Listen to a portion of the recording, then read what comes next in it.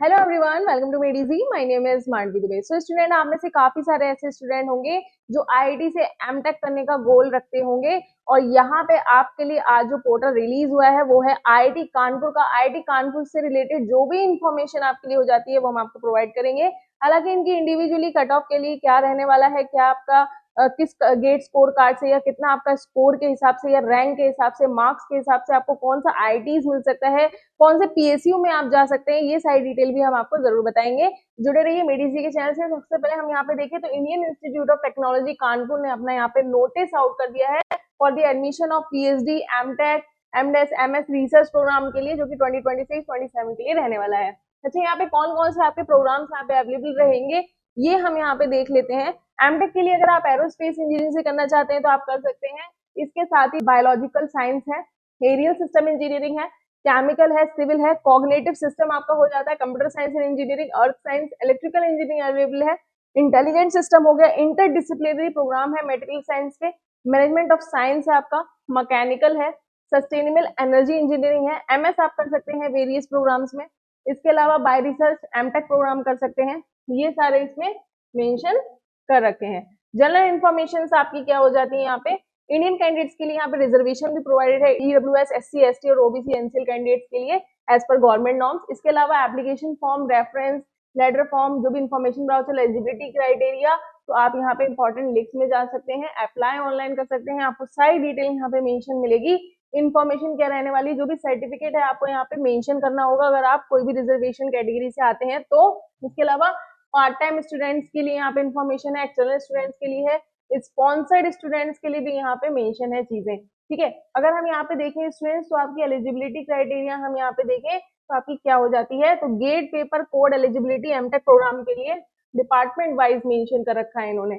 जैसे कि aerospace engineering में एमटेक अगर आप करना चाहते हैं तो यहाँ पे एरोडायनेमिक्स एंड थर्मल साइंस है, कंप्यूटेशनल मैकेनिक्स भी अवेलेबल है, फ्लाइट मैकेनिक्स अवेलेबल है, प्रपल्शन से करना चाहते हैं, स्ट्रक्चर से करना चाहते हैं, ये सारी चीजें मेंशन कर रखी हैं। इसके अलावा सीएस यहाँ पे आपकी केमिकल है, एरोडायनेमिक्स यहाँ पे सिविल है आपकी, तो ये भी आपके यहाँ पे मेंशन कर रखी है। अनमैन्ड एरियल सिस्टम से भी मेंशन है, तो ये पेपर वाइज आपका यहाँ पे इन्होंने कोड दे रखा है, तो आप यहाँ पे देख सकते हैं। इसके अलावा एलिजिबिलिटी क्राइटेरिया देखें, अगर आप पीएचडी करना चाहते हैं तो आपके पास यहाँ पे एमटेक होना चाहिए, अपना इंटरडिसिप्लिनरी कोर्स भी यहाँ पे अवेलेबल है, चाहे वो एरोस्पेस हो, मटेरियल साइंस इंजीनियरिंग हो, इंटेलिजेंट सिस्टम हो। इसके पास आपकी मास्टर डिग्री होनी चाहिए इन इक्विवेलेंट फील्ड। इसके अलावा अगर आप साइंस में पीएचडी करना चाहते हैं या कॉग्निटिव साइंस में करना चाहते हैं, ह्यूमैनिटीज में भी आपके यहाँ पे अवेलेबल है।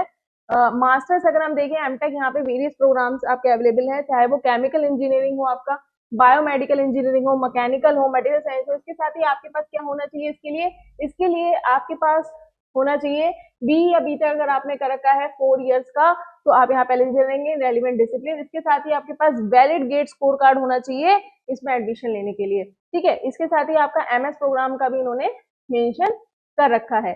फाइनेंशियल असिस्टेंटशिप क्या प्रोवाइड करेंगे ये भी यहाँ पे इन्होंने मेंशन कर रखा है। तो यहाँ पे फाइनेंशियल असिस्टेंटशिप एमटेक वालों के लिए वैलिड गेट स्कोर, जेआरएफ अगर वैलिड गेट स्कोर आपके पास है तो एलिजिबल रहेंगे।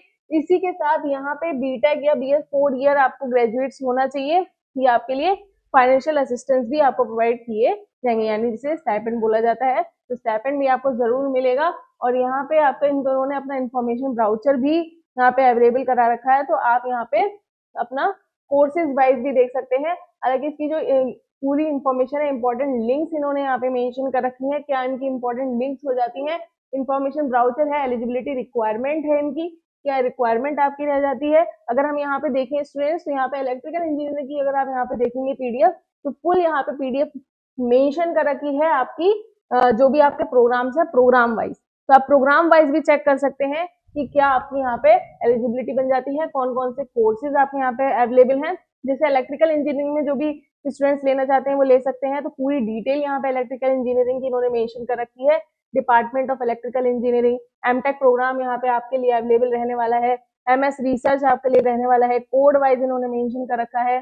लैब्स की क्या क्या फैसिलिटीज देखिए आपकी यहाँ पे मेंशन कर रखी है इन्होंने, पिक्स इन्होंने यहाँ पे मेंशन कर रखी है। इसके अलावा ये देखिए आप इनकी पूरी लैब है, 5G टेस्टेड लैब, इसके अलावा ईएमसी टेस्ट फैसिलिटीज। तो देखिए आपको आईआईटी कानपुर अगर आप टारगेट कर रहे हैं और आपका स्कोर जो है वो मिनिमम रेंज का है, एवरेजली है, तो आप जरूर यहाँ पे एडमिशन ले सकते हैं। हालांकि IIT कानपुर भी आपके टॉप IITs में शामिल है।